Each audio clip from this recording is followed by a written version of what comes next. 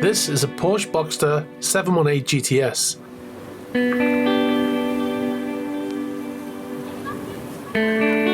With a 2.5 litre turbocharged engine producing over 350 horsepower, it's not slow. This particular car has a carbon package interior, PDK gearbox, and many other options.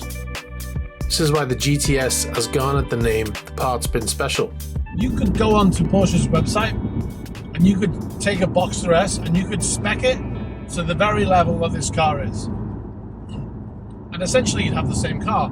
However, the GTS has a slight power increase over the S, which is something that you can't spec. But effectively this car is all the best bits of the Boxster S put into one package, and it's actually less expensive to buy this package, a standard GTS package, than it would be to spec an S to the same level. The 718 GTS has a 365 horsepower. It's got 15 horsepower more than the standard 718S. Now, if you think about that, the 997, the 911 997S, when that came out, had 355 horsepower. So this is now at the levels of the 997, but that was in 2004. However, I think this would smoke a 997 Carrera S, because the way it delivers its power is a whole different ballgame. And I've owned 997s. This develops peak torque at 1900 RPM. In CPR fire training, we are taught there are 3 elements needed for a fire to ignite: fuel, oxygen, and heat. Using the same principle, there are 3 elements in creating a great car: the aesthetics, how it looks, how it drives, and how it sounds. Those are the 3 most critical things.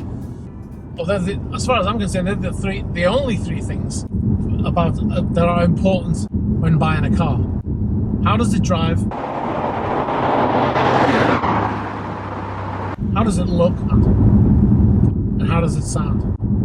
Now, this car looks great, although I don't like the back piece where it has Porsche written on it. It kind of feels to me like, you know, some young guy's just gone and stuck that on, and it doesn't look like something that Porsche would normally do. It's a bit shouty for Porsche. I don't like the way the DRLs on the front are built into the bumper, but these are small things.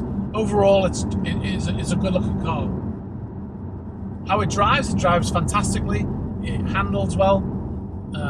It picks up speed fast. It's a fast car. Those things are all sorted, but the sound is so awful.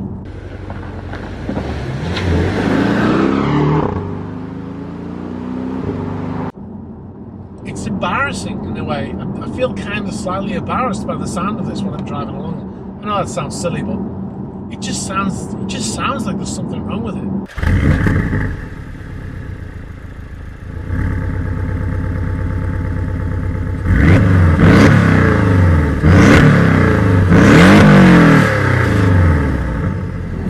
Okay, so maybe you saw my shirt and you're thinking I'm a Porsche fanatic. Yeah, I am. So this is not about whether this is a good car or not, because I know it is a good car.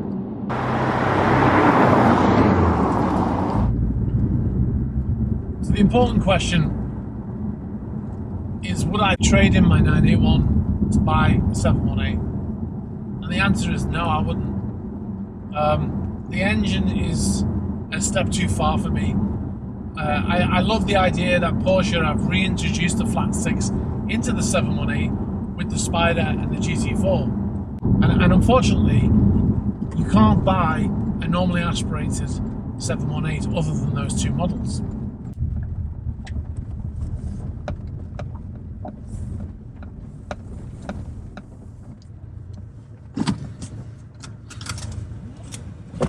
Okay, so the point I'm trying to make is, no, I wouldn't buy this car. For all of the things that I love about it, and there are many things I love about this car, especially the interior. I wish I could just take this interior and put it in my car, but I can't. If they bring out the next version and they have that 4 litre flat 6 that you can get in the special editions, which I'm sure they won't do, but if they did do that, then I would probably want to buy one. The only thing that holds me back from buying one of these cars is the engine, because everything else is great.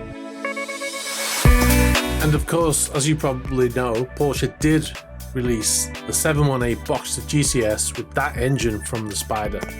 Flat 6 4-litre normally aspirated engine. Did I order one? Well, yes. I placed a deposit on one the day they launched it. Hopefully I'll get it next year. Stay tuned for updates. Thanks for watching.